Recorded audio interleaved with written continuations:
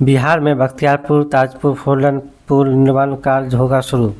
जाने कब से दौड़ेगी गाड़ियां। बिहार में बख्तियारपुर ताजपुर फोरलेन पुल निर्माण कार्य में अब और तेजी लाने का निर्देश दिया गया है। जाने इस पर कब से दौड़ेगी गाड़ियां।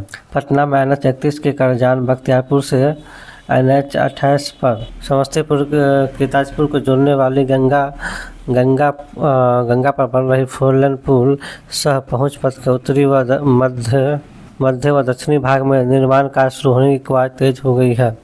यह ग्रीनफील्ड परियोजना है। इसमें बिहार के दक्षिणी भाग को उत्तरी भाग से जोड़ने के लिए गंगा नदी पर निर्माण किया जा रहा है।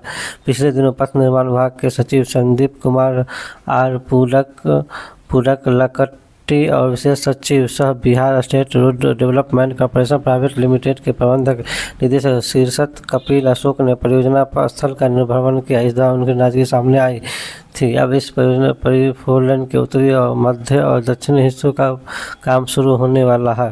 कब तक पूरा होगा प्रोजेक्ट। पथ निर्माण विभाग के अधिकारियों ने परियोजना के उत्तरी हिस्से में पुल के पिलर का निर्माण कार्य प्रारंभ नहीं होने पर असंतोष व्यक्त किया था। साथ ही ठेकेदार को पिलर निर्माण कार्य जल्द प्रारंभ करने का निर्देश दिया था। परियोजना में प्रबंधक ब्रज सेन ने बताया कि गंगा नदी पर पुल का कार्य प्रारंभ किया जा चुका है। अब तक 9 पियर कैप और 32 पिलर का कार्य हो चुका है। साथ ही चकलाल शाही से ताजपुर प्रखंड में पहुंच पथ का निर्माण कार्य मार्च 2025 तक और इसे बहुप्रतीक्षित परियोजना को जून 2026 तक पूर्ण करने का लक्ष्य है।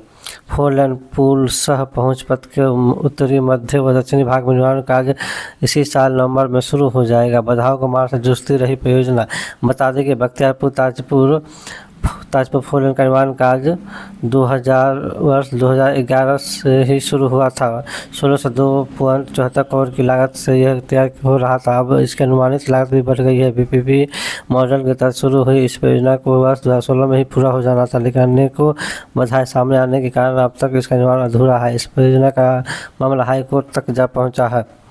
इस परियोजना का क्या होगा फायदा। इस परियोजना के पूरा हो जाने से दक्षिण बिहार और उत्तरी बिहार की 60 किलोमीटर दूरी कम हो जाएगी। इस पुल के तैयार होने पर मुंगेर, नवादा, नालंदा की ओर से आने वाले उत्तर बिहार के जिलों में जाने के लिए पटना की जाने की जरूरत नहीं होगी। दक्षिण बिहार और उत्तर बिहार की दूरी 60 किलोमीटर घटेगी और JP सेतु, महात्मा गांधी सेतु और राजेंद्र सेतु पर से पुल पर गाड़ियों का दबाव भी कम होगा। नीचे नदी, ऊपर नहर और किनारे में भारी वाहनों के आवागमन का रास्ता नायाब है। अंग्रेजों के इंजीनियरिंग। बक्सर एक तरफ जहां आज़ादी के बाद गंगा नदी पर बने बक्सर और बलिया को जोड़ने वाले वीर कुंवर सिंह सेतु और कमलासा नदी पर बने पुल की स्थिति लगातार जर्जर होती जा रही है। वहीं दूसरी तरफ अंग्रेजों के जमाने की इंजीनियरिंग की एक शानदार नमूना पेश करता है सिकरौल लख पुल, जिसके नीचे ठौरा नदी बहती है तो ऊपर पिछले 100 सालों से नहर का पानी जमा है। इसके साथ साथ ये पुल वाहनों के बोझ को भी झेल रहा है।